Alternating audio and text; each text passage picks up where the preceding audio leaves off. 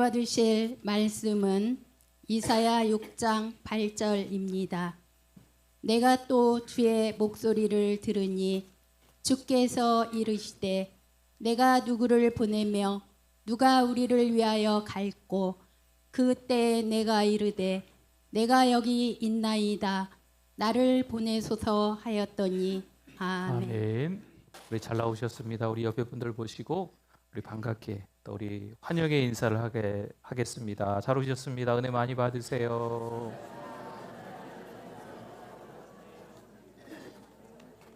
네.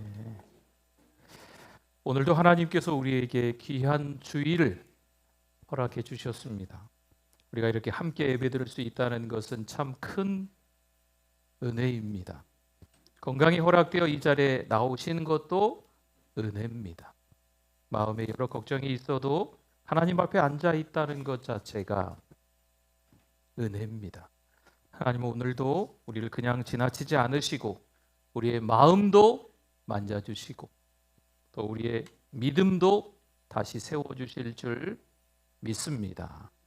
5월은 가정의 달이었습니다. 지난 한 달 동안 가족들에게 또한 가까운 분들에게 어떤 말을 가장 많이 하셨습니까? 좀 권면하기도 했었습니다. 사랑합니다. 고맙습니다. 애쓰셨습니다. 덕분입니다. 심지어 미안합니다. 이런 말을 많이 좀 하십사 했는데 하셨나 모르겠습니다. 성도끼리, 가족끼리 또 목회자를 향해서도 이런 따뜻한 말을 나누셨는지 돌아보시면 좋겠습니다. 사실 이런 말은 돈이 드는 것은 아닙니다. 그런데 이상하게도 가장 가까운 사람에게는 가장 아끼가 있습니다. 하지만 따뜻한 말 한마디는 사람의 마음을 살립니다. 굳어있던 마음을 녹이고 관계를 다시 이어줍니다. 그래서 5월은 단지 행사가 많은 달이라기보다는요, 우리의 마음을 돌아보는 달이기도 한 것 같습니다. 우리가 지난주부터 무너짐에서 회복으로 라는 주제를 가지고 이사야서의 말씀을 나누기 시작했습니다. 심판의 책이라기보다는 이사야서 말씀을 통해서 무너져 있는 우리 자신들을 좀 인정하고 회복으로 나아가자라는 의미로 말씀을 나누게 되었습니다. 지난주에는 하나님께서 우리에게 정결함에 대해서 말씀을 주셨어요. 하나님은 무너진 백성을 버리지 않습니다. 오히려 뭐라고 하셨어요? 씻으라, 깨끗하게 하라 말씀하셨어요. 그 말씀은 정죄의 말씀이라기보다는요, 우리를 부르시는 말씀이지요. 회복으로 초대하시는 말씀인 겁니다. 그런데 성도 여러분, 사람의 말도 마음에서 나오듯이 신앙도 마음에서 시작됩니다. 겉으로는 괜찮아 보여도요, 이 마음이 메마르면 말도 거칠어지고 관계도 거칠어집니다. 그래서 하나님께서는 우리의 겉모습보다 중심을 먼저 만지기 원하십니다. 그래서 오늘은 이사야 6장의 말씀을 통해서 무너짐에서 회복으로 두 번째 시간, 거룩함에 대해서 나누어 보려고 합니다. 우리가 회복되려면 먼저 하나님을 바로 보아야 합니다. 하나님을 바로 볼 때 그 다음에 나 자신도 바로 보이게 됩니다. 그리고 하나님께서 우리를 새롭게 하실 때 우리는 다시 믿음으로 살아갈 힘을 얻게 되는 줄 믿습니다. 오늘 이사야도 바로 그런 경험을 해요. 하나님의 거룩하심 앞에 서게 되었을 때 그는 하나님을 새롭게 보고 동시에 자기 자신도 보게 됩니다. 3절 말씀에 보니까요, 서로 불러 이르되 뭐라고 합니까? 거룩하다 거룩하다 거룩하다 만군의 여호와여, 그의 영광이 온 땅에 충만하도다 하더라. 아멘. 여기서 거룩하다라는 말은 구별되다 라는 뜻입니다. 하나님은 세상과 다르신 분이시다. 하나님은 사람처럼 흔들리지 않으신다. 하나님은 죄와 어둠이 전혀 없으신 분이다라고 거룩하다, 거룩하다, 거룩하다 스랍들이 천사들이 무려 3번이나 반복해서 하나님의 거룩하심이 완전하다는 것을 강조하고 있는 곳입니다. 이사야는요, 왕이 죽은 불안한 시대에 하나님의 보좌를 봅니다. 땅의 왕은 흔들려도요, 하늘의 왕은 여전히 다스리고 계십니다. 성도 여러분, 이것이 우리에게도 좀 필요해요. 우리는요, 이 땅에 살아가면서 자주 상황에 직면합니다. 그 상황을 보는 거죠. 가정의 문제를 봐요. 자녀들의 문제를 봐요. 건강의 문제를 봐요. 경제의 문제를 봐요. 심지어 교회의 어려움까지도 봅니다. 그러나 믿음의 회복은 상황을 크게 보는 데서 시작되지 않습니다. 상황 때문에 압도당해서 나 죽겠네 하지는 않는 거죠. 하나님을 크게 보는 데서 믿음의 회복은 시작됩니다. 성경은 바로 그 사실을 우리에게 다시 들려주는데요. 시편 46편 10절 말씀에 보니까 같이 한번 읽어볼까요? 이르시기를 너희는 가만히 있어 내가 하나님됨을 알지어다. 내가 문나라 중에서 높임을 받으리라. 내가 세계 중에서 높임을 받으리라 하시도다. 아멘. 이 말씀은 큰 환란 속에서 주어진 말씀입니다. 땅이 변하고 산이 흔들린 것 같은 상황이 나왔어요. 그러나 시편 기자는 두려움 가운데서도 누구를 바라봤다? 하나님을 바라봅니다. 그 이유는 하나님이 피난처가 되시기 때문입니다. 세상은 흔들릴 수 있어요. 세상이 흔들리니 사람의 마음도 마구마구 흔들릴 수 있습니다. 그러나 하나님은 흔들리신다? 아니죠. 하나님은 흔들릴 필요가 없어요. 그래서 하나님은 가만히 있어 내가 하나님됨을 알라 말씀하신 거지요. 이 말씀은 아무것도 그럼 우리에게 하지 말고 그냥 우두커니 멍청하게 서 있어라 이런 말씀이 아닙니다. 먼저 하나님을 인정하라는 뜻이에요. 내 힘으로 모든 것을 해결하려는 마음을 내려놓으라는 뜻입니다. 내가 주인 되려는 마음을 멈추라는 뜻이에요. 하나님께서 하나님 되심을 믿으라. 바로 이런 뜻이 되겠습니다. 그때 두려움이 작아지는 거예요. 그때 마음이 다시 정돈됩니다. 그때 우리의 예배가 다시 시작되는 줄 믿습니다. 하나님을 아는 지식과 우리 자신을 아는 지식은 그래서 서로 연결되어 있다라는 표현을 써요. 하나님을 바라볼 때 사람들은 자신을 바라보게 됩니다. 하나님이 작아 보이면 내 문제가 너무 커 보여요. 하나님이 작으시니까, 하나님의 능력이 작으시니까, 하나님이 할 수 있는 게 별로 없어 보이니까 내 문제가, 내 두려움이 너무나 커 보이는 거죠. 근데 반대로 하나님이 크신 분으로 보이면 내 문제는요, 하나님의 손 안에 아주 작게 올려져 있는 거죠. 신앙의 회복은요, 하나님을 다시 크게 보는 데서 시작됩니다. 그래서 예배는 하나님을 바라보는 시간입니다. 어두운 밤에 배가 바다 위를 지나갑니다. 아시는 것처럼 바다는 늘 한결같이 변함없이 잔잔하더라. 그렇습니까? 그렇지 않잖아요. 파도가 높습니다. 바람은 거셉니다. 언제 태풍이 올지 사람들은 감을 잡을 수가 없습니다. 그때 선장이 멀리 등대를 바라봅니다. 배가 흔들려도 등대는 흔들리지 않습니다. 선장은요, 그 등대를 기준으로 방향을 잡습니다. 우리 인생도 그렇습니다. 마음이 흔들릴 수 있어요. 환경도 흔들릴 수 있어요. 세상이 우리를 흔들려고 하는 게 목적입니다. 그러나 하나님은 흔들리지 않으십니다. 우리가 하나님을 바라볼 때 다시 길을 찾습니다.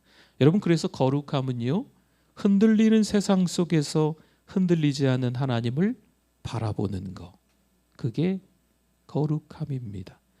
그런데 성도 여러분, 거룩하신 하나님을 바라보면요, 자연스럽게 다음 일이 일어나요. 하나님을 크게 보면 내가 누구인지도 보이기 시작합니다. 그래서 우리는 하나님 앞에서 나의 부족함과 연약함을 인정하게 되는 거지요. 이사야도 바로 그 자리에 서게 됩니다. 5절 말씀인데요. 그때 내가 말하되, 같이 읽어볼까요? 화로다 나여 망하게 되었도다. 나는 입술이 부정한 사람이요 나는 입술이 부정한 백성 중에 거주하면서 만군의 여호와이신 왕을 배웠음이로다 하였더라. 아멘. 여기서 화로다라는 말은 깊은 탄식의 말입니다. 이사야는 남을 먼저 보지 않습니다. 자기 자신을 먼저 보는 거죠. 아이고 저 사람들이 문제야. 누가 문제야. 누가 어쨌네 저쨌네 뭐 이렇게 말하지 않아요. 뭐라고 얘기합니까? 나여 망하게 되었도다.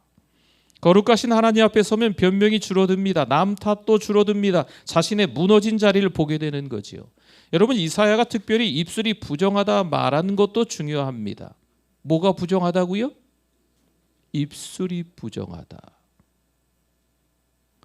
입술은 마음의 상태를 드러냅니다. 마음이 거칠면 말도 거칠어집니다. 마음이 교만하면 말도 교만해집니다. 마음에 원망이 쌓이면 말에도 원망이 묻어납니다. 그래서 이사야는 자기 입술을 보며 자기 마음을 봅니다. 하나님 앞에서 회복은요, 정직한 고백으로 시작되는 거예요. 내가 무너졌다라는 것을 인정하셔야 돼요. 난 무너졌구나. 난 무너짐이 현실이구나. 라는 걸 인정하셔야 그 다음에 회복으로 나아가는 거예요. 그 다음에 하나님의 은혜가 시작이 되는 겁니다. 예수님께서도 바로 이런 마음을 귀하게 보셨습니다. 누가복음 18장 13절인데요. 세리는 멀리 서서 감히 눈을 들어 하늘을 쳐다보지도 못하고 다만 가슴을 치며 이르되 하나님이여 하나님이여 뭐라고 합니까? 불쌍히 여기소서 나는 죄인이로소이다 하였느니라. 아멘. 이 말씀은 아시는 것처럼 예수님께서 바리새인과 세리의 기도를 비교하신 장면입니다. 바리새인은 종교적으로 열심히 있는 사람 맞습니다. 금식도 하고 11조도 드립니다. 그러나 그는 하나님 앞에서 자기 의로움으로 가득 찼습니다. 자랑하는 거죠. 반대로 세리는 사람들에게 손가락질 받던 사람입니다. 사람들이 가까이 하지 않습니다. 저 사람 죄인이야. 가까이 하지 않아요. 그런데 그는 하나님 앞에서 자신을 낮춥니다. 그는 긴 말을 하지 않습니다. 하나님, 전 죄인입니다. 저 연약합니다. 부족합니다. 불쌍히 여겨주세요. 이렇게 기도해요. 여러분, 예수님이 뭐라고 하셨을까요? 세리가 의롭다 말씀하십니다. 왜 그렇습니까? 하나님은 교만한 마음보다 상한 마음을 받으시기 때문입니다. 여러분, 회복은요, 나 괜찮아, 나 괜찮은 거야, 나 괜찮을 거야 이렇게 우기는 데서 시작되지 않습니다. 하나님 앞에 연약합니다. 부족합니다. 나 죄인입니다. 솔직하게 불쌍히 여겨달라고 고백하는 데서 시작이 되는 겁니다. 사람 앞에서는요, 체면이 중요할 수 있어요. 그러나 하나님 앞에서는 체면보다 중요한 건 정직함입니다. 하나님은 정직한 고백을 외면하지 않으십니다. 이런 정직한 고백은요, 성도들만의 이야기가 아니고요, 목회자도 예외가 아닙니다. 목회자 역시 무너지지 않는 사람이 아닙니다. 목회가 참 힘들게 느껴질 때도 있더라고요.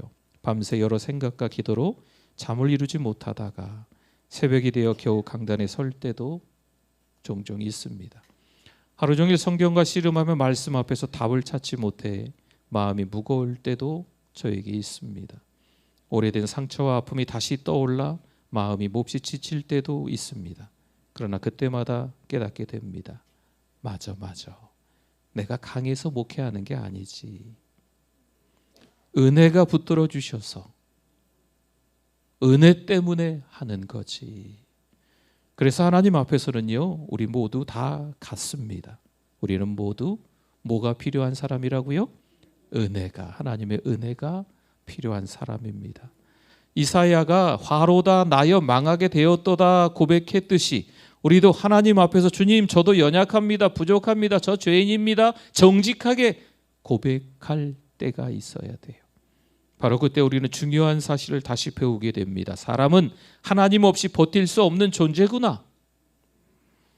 주님은 우리를 주님을 향하도록 지으셨기에 우리의 마음은 주님 안에서 안식하기까지 평안하지 않아요.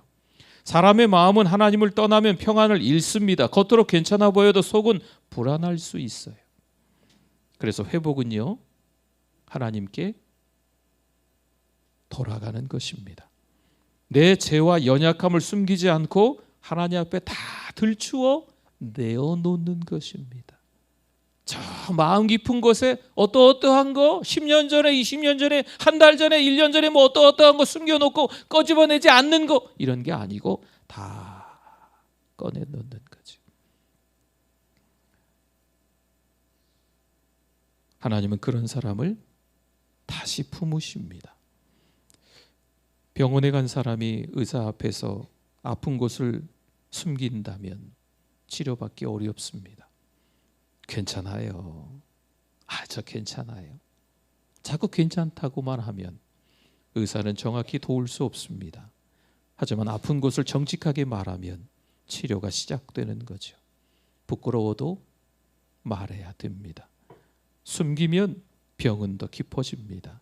우리 영혼도 그렇습니다. 하나님 앞에서 숨기면 회복이 늦어집니다. 그러나 정직하게 고백하시면 은혜가 시작됩니다. 하나님은 우리의 상처를 이용해 정죄하지 않으세요. 이거 잘못했지. 10년 전 어느 날, 1년 전 어느 날, 지난달에 하나님이 정확하게 그 죄를 알고 계시기 때문에 들추어내서 우리를 정죄하시고 판단하시겠지. 그렇지 않으십니다. 오히려 그 상처를 하나님은 만져주십니다. 거룩함은요, 완벽한 척하는 게 아니라 하나님 앞에서 정직해지는 겁니다. 사진을 한 장 보여드릴까요? 맨에 적혀있는 글자 한번 보세요. 뭐라고 적혀 있습니까? 죄사함은 어떻게 이루어지나요? 1번 그림에 보니까 우리들입니다. 좌절과 절망하고 있는 우리들. 뭐 때문에? 죄 때문에. 죄는 우리 스스로 해결할 수가 없습니다. 두 번째 그림을 보니까 죄의 해결 방법은 다른 게 없어요. 누구시죠? 누구? 예수 그리스도. 예수 그리스도 십자가를 통해서 죄사함을 얻는 줄 믿습니다. 예수님은 죄가 하나도 없으신 하나님과 같으신 분이에요. 그런데 그분이 우리의 죄 때문에 십자가에 못 박혀 죽으시는 거죠. 그러니 우리의 죄가 어떻게 됐어요? 깨끗하게 씻겨지는 거죠. 양털같이 희게 되는 거죠. 여러분, 죄사함은요, 우리가 노력해서 우리의 선행으로 받는 게 아닙니다. 하나님이 주신 은혜입니다. 오늘 이사야 6장의 말씀을 그 밑에 그림을 하나 넣어봤어요. 제단은 속죄의 자리인데 그 제단에서 숯불을 하나 꺼내서 입술에 타 있는 거지요. 이사야가 입술 얘기를 했으니까 이게 뭐 마술적으로 마법으로 어떻게 죄가 씻겨진다는 게 아니고, 그 다음 그림을 보시면 하나님이 선언해 주시는 거예요. 죄가 사하여졌다. 단순히 숯불은 도구로만 사용되는 거지요. 그 다음에 하나님이 죄를 다 씻겨주시고 부르신다라는 작은 이미지들입니다. 잘 안 보이시면 나중에 이렇게 영상으로 유튜브에 들어가서 자세히 한번 또 보십시오. 성도 여러분, 하나님은요, 우리의 무너짐을 보게 하신 뒤에 그대로 두지 않으십니다. 이게 복음입니다. 하나님은 우리를 드러내시지만 부끄럽게 하려고 드러내시는 것이 아니에요. 고치고 새롭게 하시기 위해 드러내시는 겁니다. 그래서 하나님은 죄를 깨끗하게 하시고 다시 세워주십니다. 여러분, 이사야도 바로 그 은혜를 경험합니다. 7절 말씀인데요, 그것을 내 입술에 대며, 제단 숯불을 내 입술, 이사야의 입술에 대며 이르되 보라, 이것이 내 입에 닿았으니 내 악이 제하여졌고 내 죄가 사하여졌느니라 하더라. 아멘. 여기서 제하여졌고라는 말은 없어지는 거예요. 제거된다는 의미입니다. 하나님은 이사야의 죄를 그냥 덮어두지 않으십니다. 하나님께서 친히 제거해 주십니다. 또 사하여졌느니라 라는 말은 죄가 용서되었다는 하나님의 사하심, 선언을 말씀하는 거예요. 이사야가 스스로 자기 죄를 해결한 걸까요? 아니죠. 누가 해결해 주신 거예요? 하나님이 해결해 주신 거죠. 하나님께서 은혜로 깨끗하게 하십니다. 그리고 그 은혜 뒤에 하나님께서 다시 부르시는 음성이 이어집니다. 8절에서 하나님이 말씀하시죠. 내가 또 주의 목소리를 들으니 주께서 이르시되 내가 누구를 보내며 누가 우리를 위하여 갈꼬 하시니, 그때에 이사야가 대답합니다. 내가 이르되 내가 여기 있나이다 나를 보내소서 하였더니 아멘. 이 고백은 억지로 나온 말이 아닙니다. 은혜를 받은 사람의 응답입니다. 죄사함을 받은 사람은요, 다시 하나님께 쓰임 받을 수 있습니다. 철저하게 실패했지만, 비참하고 처참하게 끔찍하게 경험한 패배의 아픔이지만, 누구는 루저라고 부를 수도 있겠지만, 그러나 하나님은 다시 죄를 사해 주시고 부르신다는 거예요. 하나님은 무너진 사람도 다시 세우십니다. 하나님은 회복된 사람을 다시 보내십니다. 성경에 회복의 은혜를 경험한 여러 사람들이 있겠죠. 한 사람을 더 볼까요? 요한복음 21장 17절에 보니까요, 좀 길긴 하지만 우리의 고백으로 같이 한번 읽어봅니다. 세 번째 이르시되 요한의 아들 시몬아 내가 나를 사랑하느냐 하시니 주께서 세 번째 내가 나를 사랑하느냐 하심으로 베드로가 근심하여 이르되 주님 모든 것을 아시오매 내가 주님을 사랑하는 줄을 주님께서 아시나이다. 예수께서 이르시되 내 양을 먹이라. 아멘. 부활하신 예수님께서 베드로를 찾아오신 장면입니다. 베드로는 예수님을 3번 부인하고 실패자가 됩니다. 자기 자신도 많이 무너졌겠죠. 그런데 예수님은 베드로를 버리지 않으시고 갈릴리로 일부러 그 바닷가로 찾아오십니다. 그리고 물으시죠. 네가 나를 사랑하느냐. 예수님은 베드로의 실패를 지적하시기보다 예수님을 향한 마음이 어떠신지 물어봅니다. 예수님은 베드로에게 다시 사명을 주세요. 내 양을 먹이라. 이것이 주님의 마음입니다. 여러분, 주님은요, 실패한 사람을 외면하지 않으세요. 회복하여 다시 사용하십니다. 우리도 실패할 수 있습니다. 우리도 패배자가 될 수 있습니다. 고쳐 쓸 수가 없어. 너무 망가져서 어디 쓸 데가 없어. 그래도 주님께 돌아오면 다시 시작할 수 있습니다. 거룩함이라고 하는 것은요, 하나님께 쓰임받기 위해 다시 세워지는 것입니다. 여러분, 거룩함이라고 하니까 너무 멀리 떨어져서 나하고 말이죠. 나하고 전혀 상관없는 것으로 생각하실 수 있는데 그렇지 않다는 것을 오늘 말씀하고 있는 거예요. 하나님의 부르심은 먼저 그분께 속하라는 부르심이며 그 다음 그분을 위해 살라는 부르심입니다. 우리는 먼저 하나님의 사람이어야 합니다. 그 다음 하나님의 일을 감당할 수가 있습니다. 일보다 관계가 먼저예요. 봉사보다 예배가 먼저예요. 사명보다 은혜가 먼저입니다. 은혜를 받은 사람이 오래 갑니다. 깨진 그릇은 사람 눈에는 쓸모가 없어서 버려질 것처럼 보일 수 있습니다. 그러나 장인이 그 그릇을 다시 붙이면 새롭게 쓰임 받을 수가 있어요. 일본의 긴츠기처럼 깨진 자리에 금을 입히면 오히려 더 귀한 그릇이 됩니다. 깨진 흔적이 부끄러움만은 아닙니다. 그 자리가 은혜의 흔적이 될 수 있습니다. 여러분, 우리도 그렇습니다. 하나님은 우리의 깨진 자리를 아십니다. 그러나 하나님은 그 깨진 자리 때문에 우리를 버리지 않으십니다. 오히려 그 자리에 은혜를 부어주십니다. 그리고 다시 사용하신다는 거죠. 목회를 하면서 저는 이것을 종종 경험합니다. 목회 길을 걷다 보면 깊은 상처와 아픔을 지나온 분들을 만나게 될 때가 있어요. 저 역시 목회의 자리에서 여러 고비를 지나며 하나님의 붙드심을 배웠습니다. 여러분, 목회의 길에도요, 참 아픈 순간들이 있더라고요. 때로는 마음을 깊이 아프게 하는 말을 들을 때가 있습니다. 특별히 사명을 가지고 그런 말들만 골라서 하는 분들도 경우에 따라서는 참 마음 아프게 있어요. 사역을 향한 비판을 넘어 사람 자체를 흔드는 말 앞에서 마음이 무너질 때도 있습니다. 그런 시간을 지나고 나면 내가 이 길을 계속 걸어갈 수 있을까 생각될 만큼 목회의 자리가 무겁게 느껴질 때도 있습니다.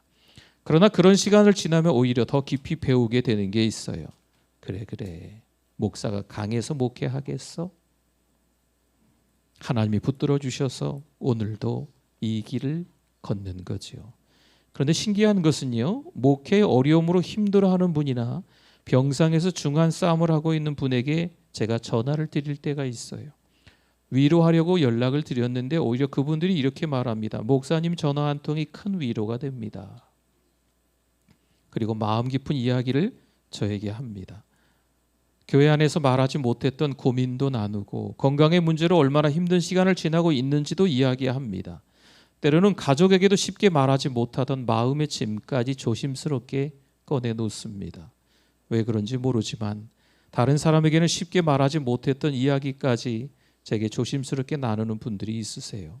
아마도 목회의 자리에서 저 역시 아픔과 고비를 지나며 하나님의 붙드심을 배웠기 때문인지 모르겠습니다. 그래서인지 정답보다는 공감을, 설명보다는 함께 울어주는 마음이 정말 필요하구나라는 것을 여전히 저도 깨닫습니다.